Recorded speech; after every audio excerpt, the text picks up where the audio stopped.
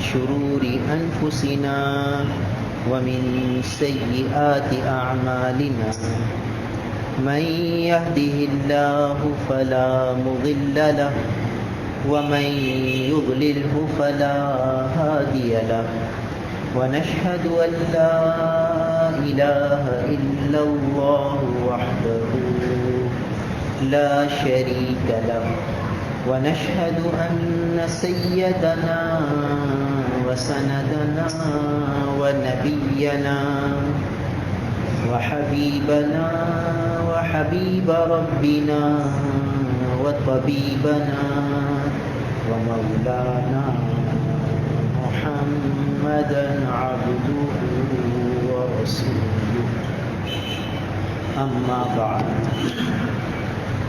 عن أبي هريرة رضي الله تعالى قال قال رسول الله صلى الله عليه وسلم من نسي وهو صائم فأكل أو شرب فليتم صومه فإنما أطعمه الله وسقاه رواه البخاري ومسلم.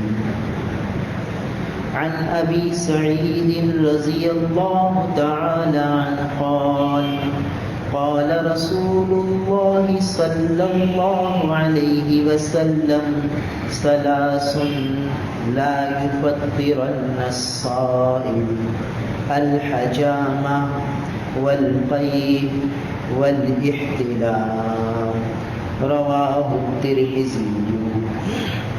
عن أبي هريرة رضي الله تعالى عنه أن رجلا سأل النبي صلى الله عليه وسلم عن المباشرة للصائم فرخص له وأتاه آخر فسأله فنهاه فإذا الذي رخص له شيخ وإذا الذي نهاه شاب رواه أبو داود.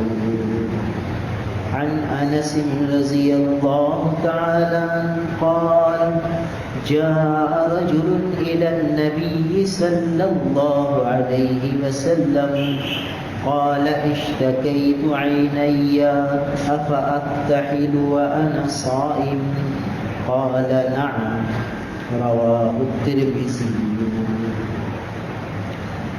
عن عامر بن ربيعة رضي الله تعالى عنه قال رأيت النبي صلى الله عليه وسلم ما لا أحصي يتسوق وهو صائم رواه الترمذي وأبو داود. عن بعض أصحاب النبي صلى الله عليه وسلم قال لقد رأيت النبي صلى الله عليه وسلم بالعرج يصب على رأسه الماء وهو صائم من العطش أو من الحر رواه مالك وأبو داود أو كما قال عليه الصلاة والسلام. میرے محترم بزرگ اور عزیز بھائی، آج عاشرہ رحمت رخصت ہو رہا ہے اور عشرہ مغفرت آنے والا ہے. رمضان کے یہ مبارک لمحات عابد کو اپنے معبود کے قریب کرنے کے لیے، یعنی بندے کو اپنے محبوب حقیقی کے قریب کرنے کے لیے، بندہ اپنے رب سے، اپنے محبوب حقیقی سے، اپنے خالق سے، اپنے مالک سے جڑ جائے، ان کا قرب حاصل کر لے، ان کی معیت حاصل کر لے، ان کی رضا حاصل کر لے. اس کے لیے یہ مہینہ دیا گیا تاکہ 11 مہینے ایک ایسی گناہوں کے خلاف، اللہ تعالیٰ کی نافرمانی کے خلاف ایسی قوت مدافعت پیدا ہو جائے کہ ہر گناہ سے بچنا آسان ہو جائے۔ اس لیے رمضان المبارک میں خوب ذوق شوق سے اعمال کیے جائیں۔ اور دیکھیے کیسا عجیب منظر ہے سحر کے وقت، کیسا عجیب منظر ہے افطار کے وقت۔ سحر کے وقت دعائیں مانگو، اللہ کا قرب حاصل کر دو۔ افطار کے وقت دعائیں مانگو، اللہ کا قرب حاصل کر دو۔ فرشتوں کی ایک جماعت متعین فرما دی گئی کہ روزے داروں کی افطار کے وقت دعاؤں پر آمین کرو۔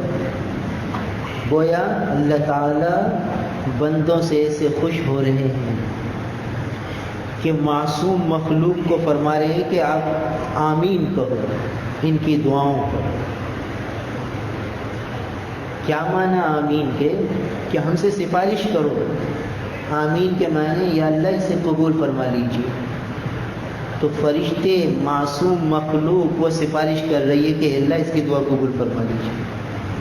تو معصوم مخلوق کو اللہ تعالیٰ تشکیل فرما رہے ہیں کہ یہ روزے دار جب افطار کے وقت دعائیں مانگے تو تم آمین کرو۔ کیسی عجیب بات ہے کہ بندہ اللہ سے اپنی حاجت مانگ رہا ہے، اے اللہ میرا فلاں کام فرما دیجئے، فرشتہ کہتا ہے آمین،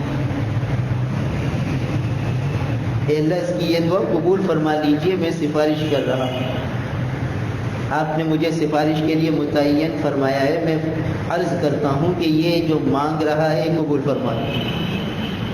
کیا مقام ہے اس بندے کا، کیا قرب اسے مل رہا ہے۔ بھائی یہ قرب مل رہا ہے،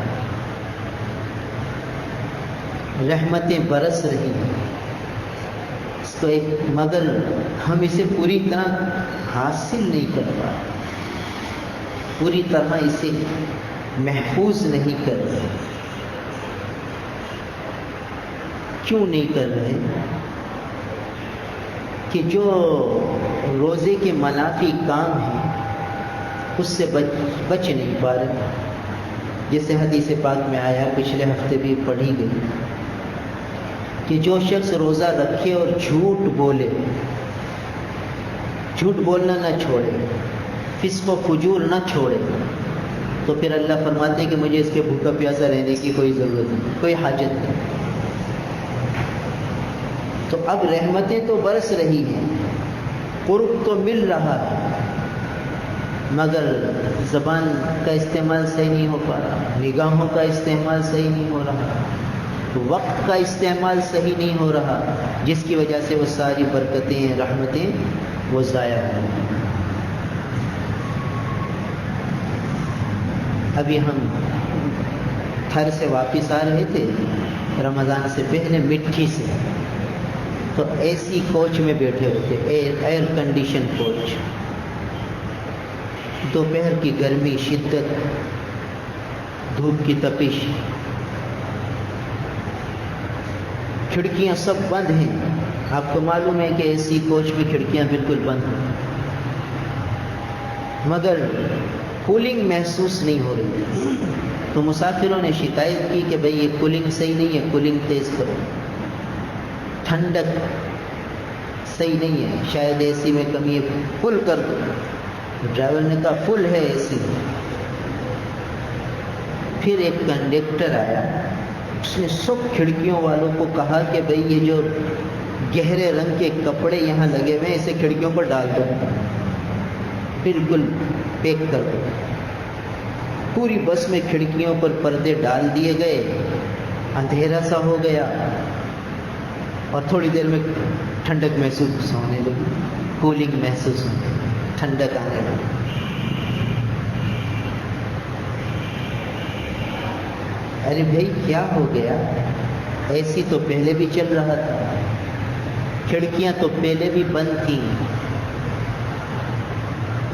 مگر کولنگ کیوں محسوس نہیں ہو رہی تھی؟ کہتے ہیں باہر کی تپش اتنی تھی کہ وہ شیشے اس تپش کو برداشت نہیں کر پا رہے تھے، تو اندر کی کولنگ اور باہر کی تپش ان کا مقابلہ چل رہا تھا، تو اندر کی ٹھنڈک محسوس نہیں ہو رہی، تو پھر کنڈکٹر نے ہر جگہ وہ کپڑے لگا دیے، اور گہرے رنگ کے کپڑے جب شیشے پر آئے تو اب باہر کی تپش رک گئی، اور اندر کی ٹھنڈک جو چلی رہی تھی اب محسوس ہونے لگی کہ ہاں ٹھنڈک ہے۔ تو یہ جو ہم روزے رکھ رہے ہیں، یہ افطار میں دعائیں کر رہے ہیں، یہ سحر میں دعائیں کر رہے ہیں، تو رحمتوں کی کولنگ تو آ رہی ہے، پوری پوری آ رہی ہے، مگر بے احتیاطیوں کی تپش بہت ہے، معصیتوں کی تپش بہت ہے، جس کی وجہ سے وہ پوری محسوس نہیں ہوتا۔ تو ذرا اور احتیاط کے پردے ڈالیں، اور تھوڑے احتیاط کے پردے ڈالیں تاکہ یہ کولنگ محسوس ہو رحمتوں، اور توجہ کرنی ہے، غفلت کو دور کرنا ہے۔ دیکھو اللہ تعالیٰ نے اپنے قرب کے لیے کیسے کیسے اعمال دیے ہیں۔ تراویح کی عبادت دے دی، تراویح کیا دولت ہے، کہ آج ہمیں اس کا کوئی اندازہ نہیں کہ کتنی بڑی دولت ہے یہ تراویح۔ ذرا آدمی تصور تو کرے، اللہ کا بندہ اللہ کے گھر میں اللہ کے سامنے ہاتھ باندھ کے اللہ کا کلام سن رہا ہے، اللہ کا بندہ اللہ کا کلام سنا رہا ہے، اور باقی سب ہاتھ باندھے اللہ کے سامنے کھڑے ہیں اور کلام الہی سن رہے ہیں۔ کیسا عجیب منظر ہے، کیسی عجیب رحمتوں کی بارشیں ہیں، مگر وہ کولنگ ہمیں محسوس کیوں نہیں ہو رہی؟ کہ ہمارے دھیان توجہ کی تپش کہیں اور ہے، خیالات کی تپش اتنی ہے، غفلت کی تپش اتنی ہے کہ یہ برستی رحمتیں کا احساس ہی ہے۔ تھوڑا تصور لے آؤ، تھوڑا تصور کہ دیکھو اللہ کی رحمتیں برس رہی، میں اللہ کا بندہ اللہ کے سامنے ہاتھ باندھے کھڑا ہوں، اور اللہ کا کلام مجھے سنایا جا رہا ہے، اور میرے اللہ نے مجھے اپنے سامنے کھڑا کر لیا، اور اب اپنا کلام میرے اللہ مجھے سنوا رہا ہے۔ سنو میرا کلام، اللہ کا کلام سنایا جا رہا ہے، رحمتیں برس رہی ہیں۔ تو جب آدمی یہ تصور کرے گا تو پھر دیکھیے کیسا کیف مل جائے۔ پھر قرآن، ہماری زبان عربی نہیں ہے، مگر عربی میں اتنے الفاظ اردو کے ہیں کہ اردو خود عربی سے مل کے بنی ہے۔ تھوڑی سی توجہ دیں گے تو کبھی جنت کا لفظ آئے گا، کبھی جہنم کا لفظ آئے گا، کبھی موسیٰ علیہ السلام کا لفظ آئے گا، کبھی فرعون کا لفظ آئے گا، کبھی یوسف علیہ السلام کا لفظ آئے گا۔ تھوڑا سا دھیان دیں گے تو یہ الفاظ، کبھی اللہ، کبھی آسمان سماوات، اور کبھی ارض۔ تو آدمی جب توجہ کرے گا تو یہ الفاظ سمجھ میں آنے لگے، اور اندازہ ہو جائے گا کہ موسیٰ علیہ السلام کا قصہ چل رہا ہے، یوسف علیہ السلام کا قصہ چل رہا ہے، یونس علیہ السلام کا قصہ چل رہا ہے، نوح علیہ السلام کا چل رہا ہے۔ محسوس ہونے لگے گا، اور توجہ بڑھنے لگے گی، اور پھر رکوع میں چلے گئے، اب پھر سجدے میں چلے گئے، اب پھر سجدے سے سر اٹھا کر پھر قرآن سننے لگ گئے۔ 20 رکعتیں اللہ کا فضل ہے، 40 سجدے، یہ 40 مقامات قرب ہیں۔ اب اللہ کا شکر ہے، عشرۂ رحمت مکمل ہو گیا تو 200 رکعتیں ہو گئی اور 400 سجدے ہو گئے۔ بتاؤ، اللہ تعالیٰ کی بارگاہ میں رمضان کی مبارک راتوں کے 400 سجدے ہو گئے۔ کہاں پہنچ گیا مومن؟ اس لیے بھائی بقایا سجدوں کی قدر کر لو، بقایا نمازوں کی، تراویح کی خاص طور پر قدر کرو، سعادت سمجھو، ذوق اور شوق ہو کہ ہم اللہ کا کلام سن رہے ہیں۔ تو پھر یہ رحمتیں جذب ہوں گی، اور جب یہ جذب ہو جائیں گی، یہ ٹھنڈک آ جائے گی تو بھائی بڑی کام دیں گی۔ آگے 11 مہینے اللہ تعالیٰ کی اطاعت آسان ہو جائے گی، گناہوں سے بچنا سہل ہو جائے گا۔ اس لیے بہت توجہ، ذوق، شوق سے تراویح کی عبادت کو آدمی کرے۔ یہ جو ابھی احادیث مبارکہ پڑھی گئی ہیں، ان سب کا تعلق روزے کے مسائل سے ہے۔ ہمارے پیارے آقا نبی کریم صلی اللہ علیہ وسلم نے اعمال کے فضائل بھی بیان فرمایا، اور اعمال کا طریقہ بھی سکھایا، اعمال کے مسائل بھی تعلیم فرمایا۔ عمل کا شوق بھی دلایا کہ یہ عمل کرو گے تو اللہ یہ عطا فرمائیں گے، یہ انعام عطا فرمائیں گے، یہ دولت عطا فرمائیں گے۔ عمل کا ذوق اور شوق دلانے کے لیے عمل کے انعامات بتائے، فضائل بتائے، اور عمل کو صحیح طریقے سے کرنے کے لیے آداب سکھائے، احکام سکھائے، مسائل سکھائے کہ یہ عمل اس طرح کرنا ہے تو یہ اللہ کی رضا کا ذریعہ بنے گا، اس طرح کرو گے تو یہ اللہ سے دوری کا ذریعہ بن جائے گا۔ تو اعمال سکھائے، ان کے کرنے کے ڈھنگ اور سلیقے بتائے کہ یہ عمل اس طرح کرنا ہے۔ تو یہ جو احادیث مبارکہ پڑھی گئی ان سب میں مسائل صوم کا تذکرہ ہے، روزے کے مسائل کا تذکرہ۔ اللہ کے رسول صلی اللہ علیہ وسلم نے حضرات صحابہ کرام رضوان اللہ تعالی علیہ مجمعین کا ایسا ذوق بنا دیا تھا، ایسا شوق بنا دیا تھا، ایسی طبیعت بنا دی تھی، ایسا مزاج بنا دیا تھا کہ جو مسئلہ پیش آتا فوراً حضور کے پاس آ کے پوچھتے۔ ہر وقت اللہ کو راضی کرنے کا استحضار حاصل ہو گیا کہ میں یہ عمل ایسے کروں کہ میرے اللہ راضی ہو جائے، میں یہ عمل ایسا کروں کہ کہیں اس میں نقص نہ رہ جائے، ایسا نہ ہو کہ یہ عمل ہی ضائع ہو جائے، برباد ہو جائے۔ تو یہ ذوق شوق حاصل ہو گیا، اس لیے جو بات پیش آتی دوڑے دوڑے حضور کے پاس آتے اور جھجک نہیں کرتے تھے کہ ارے میں یہ مسئلہ کیسے پوچھوں، ابھی تو لوگ بیٹھے ہوئے ہیں۔ ایک حدیث بخاری شریف میں آتی ہے، کفارہ صوم کے بیان میں وہ بنیاد ہے، بخاری شریف میں بھی مسلم شریف میں بھی، کہ دیہاتی شخص آیا اور آ کر کہنے لگا یا رسول اللہ ہلکت، اے اللہ کے رسول میں ہلاک۔ حضرت ابو ہریرہ رضی اللہ تعالیٰ عنہ جو حدیث کے راوی ہیں وہ فرماتے ہیں کہ ہم اللہ کے رسول کے پاس بیٹھے ہوئے تھے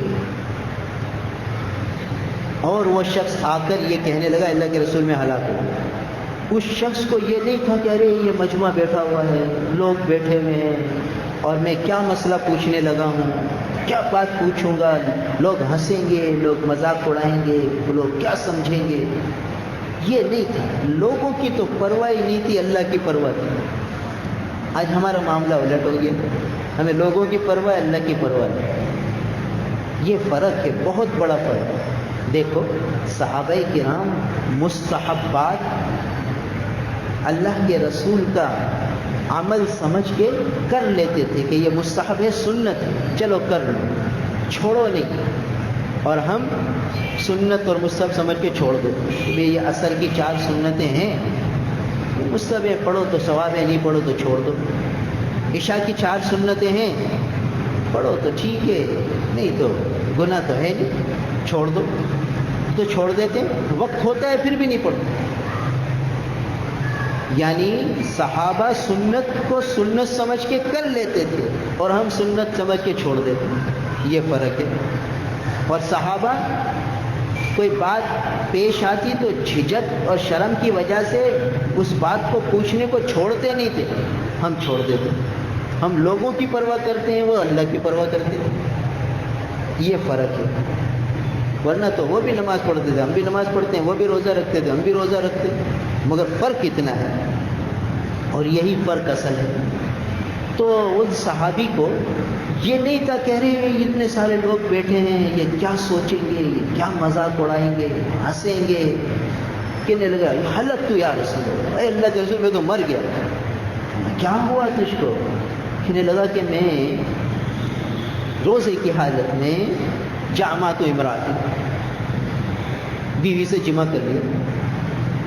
کیا سوال پوچھتا، مجمع صحابہ کا بیٹھا ہے اور اس کو یہ کسی کی پرواہ نہیں، اس کو تو یہ پرواہ ہے کہ ارے میں ہلاک ہو گیا، میرا کیا بنے گا، روزے کی حالت میں یہ کام کر گیا، میرا کیا بنے گا۔ یہ اندر ایک ایسا جذبہ تھا جس نے ہر طرف سے بے پرواہ کر دیا۔ کیا سوال پوچھا؟ قیامت تک کے لیے روزے توڑنے کا کفارہ اس حدیث میں آ گیا۔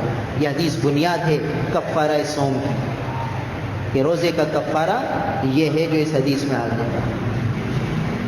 حضور نے اسے سمجھایا کہ اب کیا کرنا۔ اب بتاؤ، صحابہ کی زندگی دیکھیے، یہ صحابہ معیار ہیں، ان کی برکت سے دین کی عملی شکل ہمارے سامنے آ گئی. صحابہ ہمارے بہت بڑے محسن ہیں کہ ان کی برکت سے دین پریکٹیکلی طور پر ہمارے سامنے آ گیا. دیکھیے روزہ توڑ دیا اس نے. اب احادیث مبارکہ میں کہیں ایسا نہیں آتا کہ کسی صحابی نے جان بوجھ کے کھانا کھا کے حضور سے کہا کہ اللہ کے رسول میں نے کھانا کھا لیا, جان بوجھ کے میرا روزہ ٹوٹا کہ نہیں ٹوٹا, میں کیا کروں؟ میں نے جان بوجھ کے پانی پی لیا, کیا کروں؟ کھانے اور پینے کے بارے میں کوئی سوال نہیں آتا, اس جمعہ کے بارے میں آتا. دیکھیے حالانکہ یہ تو اندر کی بات تھی, یہ تو کسی کو پتہ بھی نہیں چلتا, مگر یہ ایمان تھا جو لے کر آتا تھا حضور کی مجلس میں. اور فقہاء کرام فرماتے ہیں کہ جان بوجھ کر روزے کی حالت میں رمضان کے اندر, یہ خاص یاد رکھا جائے کہ رمضان کے اندر روزے کی حالت میں جان بوجھ کر کھا لیا, جان بوجھ کر پی لیا, یا جان بوجھ کر بیوی سے مل لیا, تو قضا بھی آئے گی, کفارہ بھی آئے گا, روزہ ٹوٹ جائے گا. اور کفارہ کیا ہے؟ کفارہ یہ ہے کہ غلام آزاد کرو. اب غلاموں کا دور نہیں ہے تو 60 روزے لگاتار رکھو, لگاتار 60 روزے, 58 روزے رکھ لیے, 55 روزے رکھ لیے, اور 56ویں دن بخار آ گیا تو چھوڑ دیا کہ چلو بھائی بعد میں رکھ لوں گا, تو پھر نئے سرے سے 60 روزے رکھو, لگاتار رکھنا, ایک روزہ بھی بیچ میں نہیں چھوڑنا, بیماری کی وجہ سے بھی نہیں چھوڑنا. یہ ہے روزے کا کفارہ. کا ایک روزہ جان بوجھ کر توڑا تو 60 روزے مسلسل رکھو, اور اگر اس کی طاقت نہیں ہے تو پھر 60 مسکینوں کو 2 وقت کا کھانا کھلاؤ. یعنی روزے کا فدیہ صدقۃ الفطر 120 روپے, تو 60 روزوں کا 60 دن کا بنا 7,200 روپے. تو 7,200 روپے وہ مرد کفارہ صوم ادا کرے, 7,200 روپے عورت ادا کرے, 14,400 روپے لگے. تھوڑی سی غفلت لاپرواہی سے, مسائل کا علم نہ ہونے کی وجہ سے. اور عجیب بات کہ یہ مسئلہ عام طور پر لوگ جھجک شرم میں پوچھتے ہی, تو صحابہ کی برکت ہے کہ یہ مسائل ہمارے سامنے آ گئے. تو بھائی روزے کی عبادت بھی ادا کرنی ہے اور مسائل بھی سمجھنے ہیں. ایسا نہ ہو کہ روزہ ٹوٹ بھی چکا اور ہمیں پتہ بھی نہ ہو, ہم سمجھیں کہ بھائی اس سے تو نہیں کھانے پینے سے ٹوٹتا, اس سے تو شاید نہیں ٹوٹتا. اس لیے مسائل سمجھنے چاہیے. اور یہ جو احادیث مبارکہ پڑھی گئی ہیں ان سب کا تعلق بھی مسائل صوم سے ہے. کہ صحابہ کرام ایک ایک مسئلہ آ کے پوچھتے حضور صلی اللہ علیہ وسلم, اللہ کے رسول اس کا کیا ہو, اللہ کے رسول اس کا کیا ہو, اور ان کی برکت سے پھر یہ دین کے مسائل عملی طور پر ہمارے سامنے آ گئے. عمل کا طریقہ بھی آ گیا, اور عمل اگر ٹوٹ جائے تو اس کا تلافی کیا ہے, اس کی تلافی معافات کیا ہے, اس کا قضا, اس کی قضا کیا ہے, کفارہ کیا ہے, وہ سب اللہ کے فضل سے آ گیا, صحابہ کی برکت سے. تو یہ جو احادیث مبارکہ پڑھی گئی اس میں مسائل صوم کا تذکرہ ہے. پہلی حدیث حضرت ابو ہریرہ رضی اللہ تعالیٰ عنہ سے, یہ بخاری اور مسلم شریف کی روایت ہے.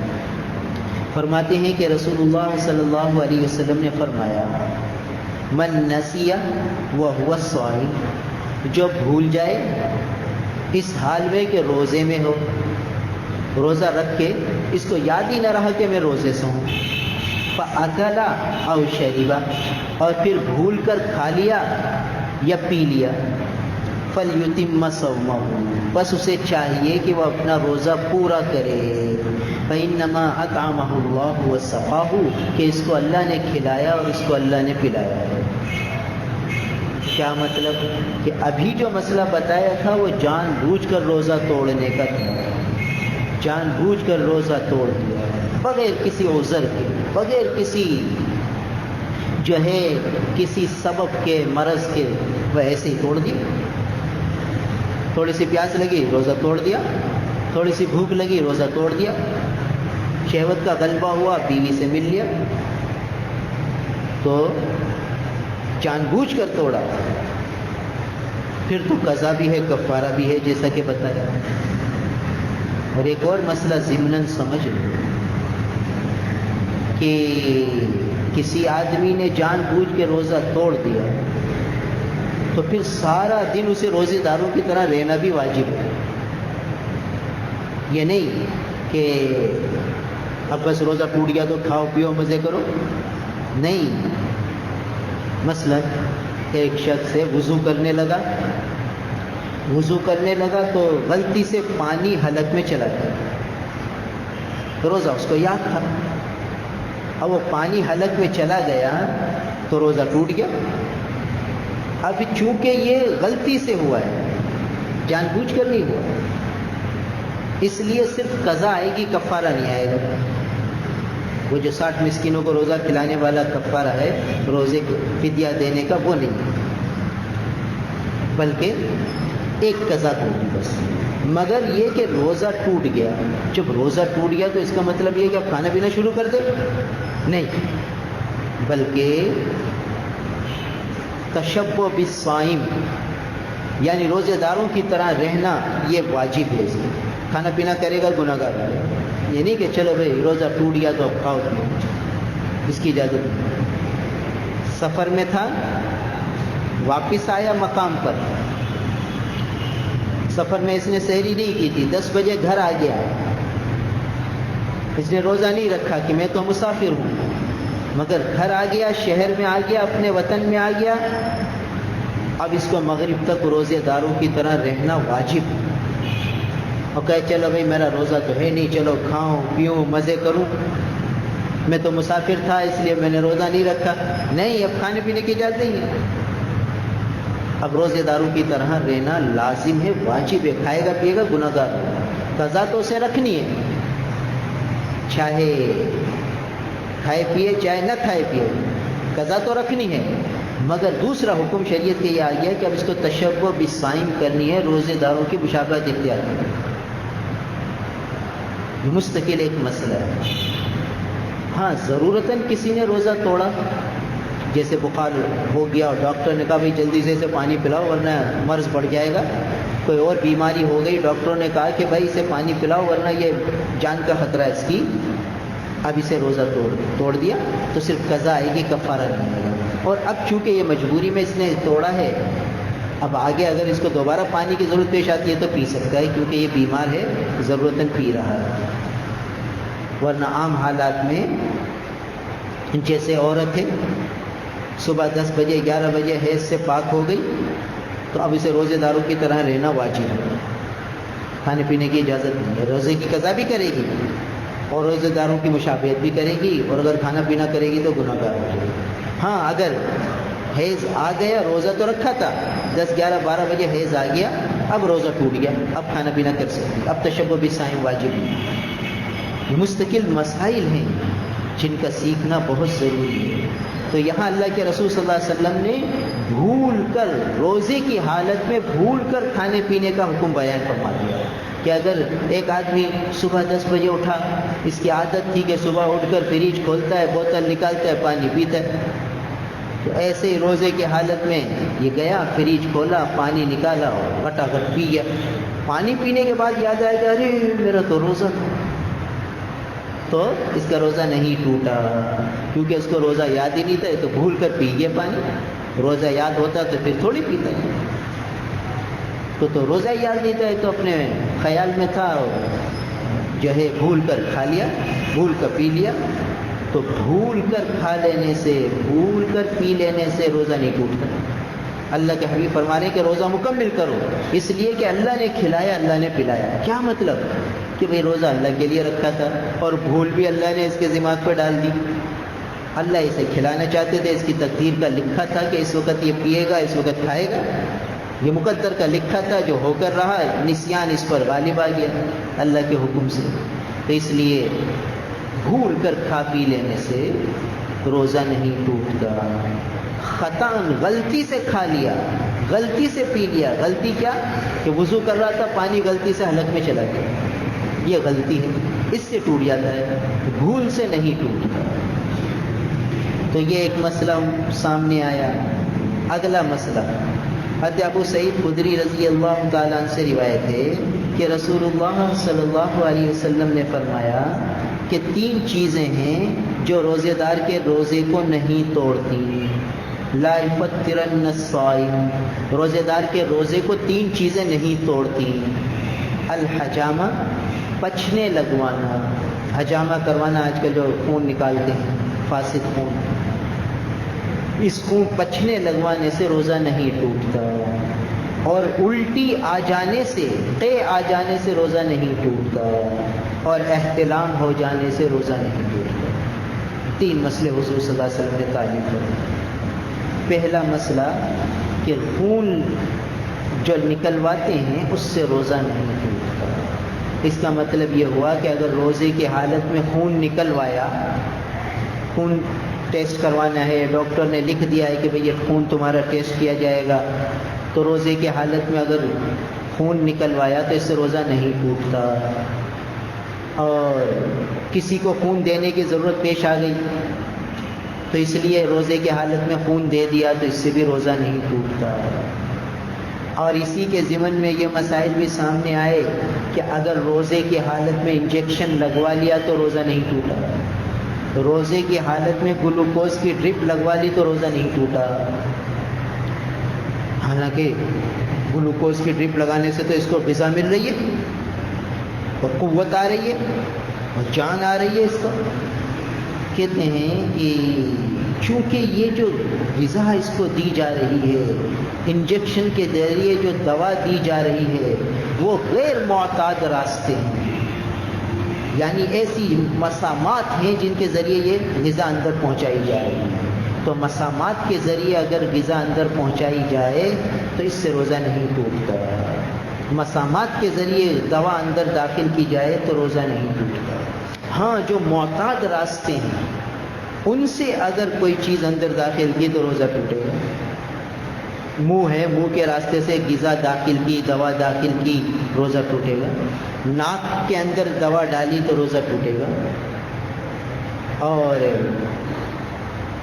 پاخانے کے راستے سے دوا اندر داخل کی تو روزہ ٹوٹے گا۔ یہ راستے معتاد کہلائے جاتے ہیں کہ ان راستوں سے عام طور پر دوا اندر داخل کی جاتی ہے۔ آنکھ میں ڈالیں گے دوا تو روزہ نہیں ٹوٹے گا، آگے اس کا مسئلہ آ رہا ہے۔ تو ایک بات حضور صلی اللہ علیہ وسلم نے یہ تعلیم فرمائی کہ پچھنے لگوانے سے، حجامہ کروانے سے روزہ نہیں ٹوٹتا۔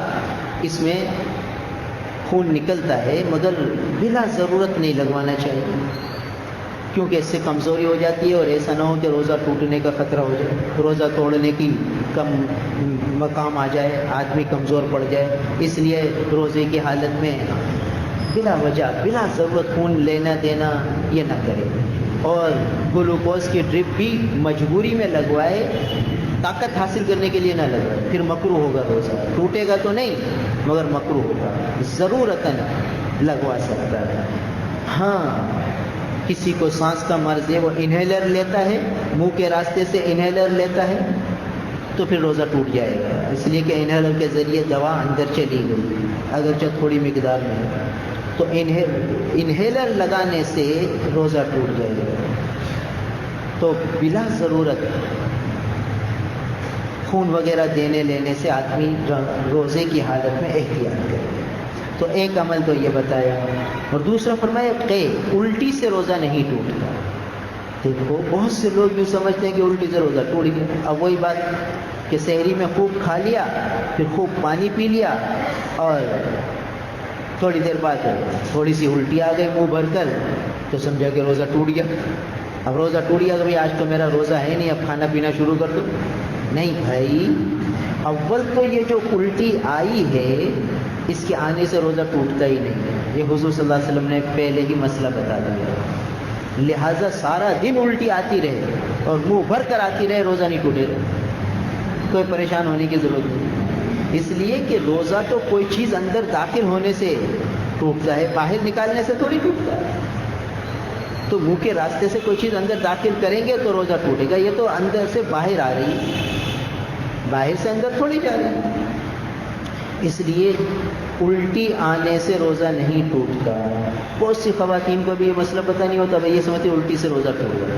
ہاں، ایک خاص قسم کی الٹی سے ٹوٹتا ہے، اور وہ کیا ہے؟ جو جان بوجھ کر الٹی لائی جائے، حلق میں انگلی ڈال ڈال کے استقاء کیا جائے، قے کی جائے بار بار، تو وہ خود بخود کے نہیں آئی، وہ کے لائی جا رہی ہے۔ اس سے روزہ ٹوٹے گا اگر وہ منہ بھر کر ہو۔ عام طور پر تو ایسا ہوتا نہیں، عام طور پر تو خود بخود آ جاتی ہیں الٹی، جو عمومی فضا ہے۔ تو جان بوجھ کر الٹی آ جائے اور منہ بھر کر بھی ہو اور بار بار آتی رہے، اس سے روزہ نہیں ٹوٹتا۔ اس لیے آدمی احتیاط کرے اور کھانا پینا شروع نہ کرے کہ یہ سمجھے کہ میرا روزہ ٹوٹ گیا لہٰذا بس کھاؤ پیو، نہیں بھائی، کھانے پینے کی اجازت نہیں ہے، روزہ بھی برقرار ہے، کھائے گا پیے گا روزہ ٹوٹ جائے گا۔ تو الٹی سے بھی روزہ نہیں ٹوٹتا۔ اور تیسرا ہے احتلام، کہ احتلام ہو گیا تو روزہ نہیں ٹوٹے گا، غسل فرض ہو جائے گا، غسل کر لیں۔ اور اسی کے ضمن میں ایک مسئلہ سمجھ لینا چاہیے کہ آدمی نے رات کو بیوی سے مباشرت کی اور اب آنکھ کھلی تو سحری کا وقت ہے، تھوڑا سا رہ گیا ہے، سحری کرتا ہے تو غسل رہ جاتا ہے، غسل کرتا ہے تو سحری رہ جاتی ہے، تو کیا کرے؟ کہتے ہیں سحری کر لے اطمینان سے، سحری کر کے روزہ رکھ لے، روزے کے بعد غسل کر لے، اس میں کوئی حرج نہیں ہے، شریعت میں اس کی اجازت ہے کہ پہلے روزہ رکھ لے پھر بعد میں غسل کر لے۔ جیسے احتلام میں، احتلام ہونے سے غسل فرض ہو گیا، تو نجاست کا ہو جانا روزے کے منافی نہیں ہے۔ اس لیے اگر کوئی آدمی سارا دن نجاست میں رہے، غسل ہی نہ کرے تو روزہ ہو جائے گا۔ طہارت روزے کے لیے شرط نہیں ہے، یعنی ایک آدمی نے رات کو بیوی سے ملاقات کی، صبح اٹھ کے غسل ہی نہیں کیا، اور اللہ معاف کرے جیسے ہمارے ماحول میں ہے کہ نمازیں تو پڑھنے کا رواج نہیں ہے، اور سارا دن روزہ تو رکھ لیا تھا اس نے، غسل نہیں کیا سارا دن اور پڑا رہا گھر میں، نماز بھی نہیں پڑھی، غسل بھی نہیں کیا، روزہ ہو جائے گا۔ ہاں، نماز چھوڑنے کا گناہ ہوگا، سارا دن نجاست میں لتھڑے رہنے سے گناہ ہوگا، فرشتے رحمت کے گھر میں نہیں آئیں گے، یہ سب تو ہے۔ رمضان کا مبارک مہینہ ہو، فرشتے رحمت کے گھر میں نہ آئیں، کتنے نقصان کی بات ہے۔ تو بہرحال اللہ کے رسول صلی اللہ علیہ وسلم فرمائے کہ ان تین چیزوں سے روزہ نہیں ٹوٹتا۔ اگلا مسئلہ ہے ابو ہریرہ رضی اللہ تعالیٰ عنہ سے روایت ہے، فرماتے ہیں کہ ایک شخص نے اللہ کے رسول صلی اللہ علیہ وسلم سے پوچھا کہ اللہ کے رسول، روزے کی حالت میں بیوی سے بوس و کنار کرنا جائز ہے؟ تو اللہ کے رسول صلی اللہ علیہ وسلم نے اس کو اجازت دے دی کہ ہاں کر سکتے ہیں۔ دوسرا شخص آیا، اس نے بھی یہی سوال کیا، فنہاہو، اس کو منع فرما دیا کہ نہیں کر سکتے۔ پھر ابو ہریرہ رضی اللہ عنہ فرماتے ہیں کہ جس کو اجازت دی تھی وہ بوڑھا تھا اور جس کو منع فرمایا وہ نوجوان تھا، تو چونکہ اگر نوجوان کو اجازت دی جائے تو آگے روزہ ٹوٹنے کا خطرہ ہے، اور بوڑھے کو اجازت دے دی کہ وہاں روزہ ٹوٹنے کا خطرہ نہیں۔ تو بہرحال اللہ کے رسول صلی اللہ علیہ وسلم کے اس مسئلے بتانے سے امت کے سامنے واضح ہو گیا کہ اگر لپٹ چپٹ لیا بیوی سے تو روزہ نہیں ٹوٹتا، ہاں اس میں اگر انزال ہو جائے گا تو روزہ ٹوٹ جائے گا، اس لیے مکروہ قرار دیا کہ بلا ضرورت شدیدہ ایسا نہ کرے ورنہ روزہ مکروہ ہوگا۔ اگلی روایت ہے کہ انس رضی اللہ تعالیٰ عنہ سے فرماتے کہ ایک شخص نبی پاک صلی اللہ علیہ وسلم کے پاس آئے، کہنے لگے کہ اللہ کے رسول، میری آنکھوں میں تکلیف ہے تو کیا میں سرما لگا لوں حالانکہ میں روزے سے ہوں؟ حضور صلی اللہ علیہ وسلم فرمائے کہ ہاں لگا سکتے ہیں۔ اس سے معلوم ہوا کہ آنکھ میں دوا ڈالنا روزے کی حالت میں وہ جائز ہے، آنکھ میں دوا ڈال سکتے ہیں چاہے اس کا ذائقہ حلق میں محسوس ہو۔ کان میں دوا ڈالنے کے بارے میں متقدمین علماء تو یہ فرماتے تھے کہ روزہ ٹوٹ جائے گا، متاخرین علماء کی تحقیق یہ ہے کہ کان سے کوئی ایسا راستہ نہیں ہے کہ دوا حلق میں جائے، اگر وہ جائے گی تو مسامات کے ذریعے جائے گی جیسا کہ آنکھ سے جاتی ہے، اس لیے جیسے آنکھ میں دوا ڈالنے سے روزہ نہیں ٹوٹتا ایسے کان میں ڈالنے سے بھی نہیں ٹوٹتا، اور پرانے علماء فرماتے تھے کہ ٹوٹ جاتا ہے۔ اس لیے احتیاط یہ ہے کہ سحری میں روزہ رکھنے سے پہلے ڈال دیں، افطار کے بعد ڈال دیں، بہت زیادہ تکلیف ہو تو پھر اس قول پر عمل کریں، ورنہ بلا وجہ احتیاط پر عمل، بلا وجہ نہ ڈالے، احتیاط پر عمل کریں۔ اور اللہ کے رسول صلی اللہ علیہ وسلم بہت زیادہ روزے کی حالت میں مسواک فرمایا کرتے تھے۔ صحابی فرماتے ہیں کہ میں نے اللہ کے رسول صلی اللہ علیہ وسلم کو بہت مرتبہ دیکھا کہ روزے کی حالت میں مسواک فرماتے تھے۔ اور بعض صحابہ سے روایت ہے کہ اللہ کے رسول صلی اللہ علیہ وسلم مقام عرش پر تھے، یہ فتح مکہ کا سفر ہے جو رمضان میں ہوا تھا، تو اللہ کے رسول صلی اللہ علیہ وسلم مدینہ پاک سے چلے، ایک علاقہ ہے مکہ کے قریب، وہاں تک تو روزے رکھے تھے سفر میں بھی، اصفہان پہنچ کر پھر روزے چھوڑ دیے تھے۔ تو مدینہ پاک سے نکلتے کے ساتھ ہی ایک مقام ہے عرج، تو روزے کی حالت میں تھے، رمضان کا مہینہ تھا۔ تو صحابی فرماتے ہیں کہ میں نے اللہ کے رسول کو دیکھا کہ اللہ کے رسول صلی اللہ علیہ وسلم سر پر پانی ڈال رہے ہیں روزے کی حالت میں، پیاس کی وجہ سے یا گرمی کی شدت کی وجہ سے۔ دیکھو گرمی کی شدت کی وجہ سے ہمارے پیارے آقا نبی کریم صلی اللہ علیہ وسلم سر پر ٹھنڈا پانی ڈال رہے ہیں۔ امت کو بتا دیا کہ اگر روزے میں تکلیف ہو، شدت ہو تو نہا لیا کرو، پانی ڈال لیا کرو، رومال گیلا لگا لو، گیلا تولیہ رکھ لو، یہ سب گنجائش ہے، منع نہیں ہے۔ یہ ہمارے آقا کی شفقت ہے امت پر کہ دیکھیے روزے میں بھی آسانی فرما دی، خود عمل کر کے بتا دیا۔ تو سفر کی حالت تھی تو حضور صلی اللہ علیہ وسلم پیاس کی شدت کی وجہ سے یا گرمی کی شدت کی وجہ سے سر پر پانی ڈال رہے تھے۔ تو اس کی گنجائش ہے کہ تپش زیادہ ہو، شدت ہو تو آدمی ٹھنڈے پانی اپنے جسم پر ڈال لے، تو اس کی گنجائش ہے۔ یہ مسائل صوم اللہ کے فضل سے ہمارے سامنے ہیں۔ دیکھو رمضان بہت تیزی سے گزرنے لگا ہے، ان اوقات کو ہمیں قیمتی بنانا ہے۔ اللہ کا شکر ہے ہماری مسجد میں جماعت آئی اور جو ہے نماز سے پہلے گشت ہوا، گشت کے بعد پھر بیان ہوتا ہے، بیان کے بعد پھر تقاضا ہوتا ہے کہ بھئی اللہ کے راستے میں نکل۔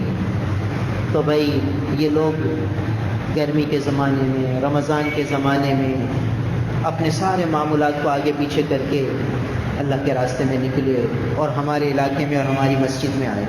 تو بھئی اب ان کی نصرت کا تقاضا یہ ہے کہ یہ جو مطالبہ کر رہے ہیں کہ بھئی اللہ کے راستے میں تم بھی نکلو، تو ہمیں بھی کم و بیش اوقات کا ارادہ کرنا چاہیے۔ تو بھئی ساتھی آ جائیں تشکیل کے لیے۔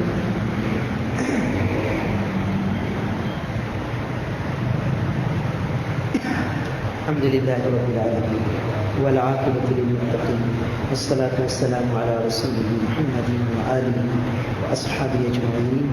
نستغفر اللہ ونتوب الیہ، نستغفر اللہ ونتوب الیہ۔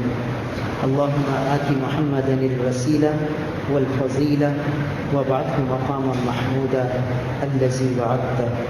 اللهم آت محمدا الوسيلة والفضيلة وابعثه مقاما محمودا الذي وعدته۔ اللهم إنا نسألك برحمتك التي وسعت كل شيء أن تغفر لنا۔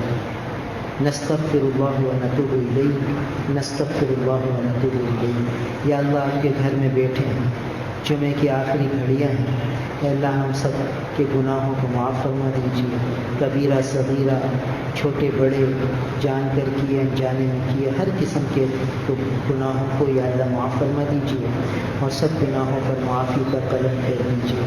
اے اللہ آپ کے فرشتے روزے دار کی دعا پر آمین کہنے کے لیے آپ نے تشکیل فرمائے ہیں، ہماری اس دعا پر بھی فرشتوں کو آمین کا حکم فرما دیں کہ ہمارے سارے گناہ آپ معاف فرما دیں، کبیرہ صغیرہ، حقوق اللہ کی کوتاہیاں بھی معاف فرما دیجیے، حقوق العباد کی کوتاہیاں بھی معاف فرما دیجیے، کوئی حق ہمارے ذمے باقی نہ رکھیے۔ اے اللہ قدم قدم پر ہماری دستگیری فرما دیجیے، ہماری تربیت فرما دیجیے، امت مسلمہ کے حال پر اے اللہ خصوصی شفقت فرما دیجیے، رحمتوں کا برکتوں کا معاملہ فرما دیجیے، پوری امت مسلمہ پر رحمت کی نگاہ ڈال دیجیے، ہر فرد مسلمہ کو اپنی محفوظ حفاظت میں لے لیجیے، اپنی مضبوط حفاظت میں لے لیجیے۔ اے اللہ مسلمانوں کے جان مال عزت آبرو کی پوری حفاظت فرما دیجیے، باطل کی تمام چالوں کو ناکام بنا دیجیے، ان کی اسکیموں کو فیل کر دیجیے، مساجد مدارس کو آباد فرما دیجیے، مساجد کو آباد فرما دیجیے۔ اے اللہ یہ ہماری مسجد میں جماعت آئی ہے، آپ ان کا نکلنا قبول فرما لیجیے، ہدایت کی عمومی ہوا کے چلنے کا ذریعہ بنا لیجیے، ہماری مسجد کی آبادی کا ذریعہ بنا لیجیے، یہ تشکیل ان کا وسیلہ نجات بنا دیجیے، ان کا ذخیرہ آخرت بنا دیجیے، ان کا صدقہ جاریہ بنا دیجیے۔ اے اللہ خیر کے رحمتوں کے فیصلے فرما دیجیے۔ بہت سے لوگوں نے دعاؤں کے لیے کہا ہے، سب کی نیک تمناؤں کو، جائز حاجات کو پورا فرما دیجیے، سب کے مسائل کو حل فرما دیجیے، جو مسلمان دنیا سے رخصت ہو چکے ان کی بخشش فرما دیجیے۔ ہماری مسجد کے ذمہ دار ڈاکٹر بشیر صاحب کی اہلیہ کا انتقال ہو گیا، اے اللہ ان کی مغفرت فرما دیجیے، ان کو درجات عالیہ عطا فرما دیجیے، ان کی قبر کو باغ جنت بنا دیجیے۔ ان کے پیچھے رہنے والوں کو صبر جمیل عطا فرما دیجیے۔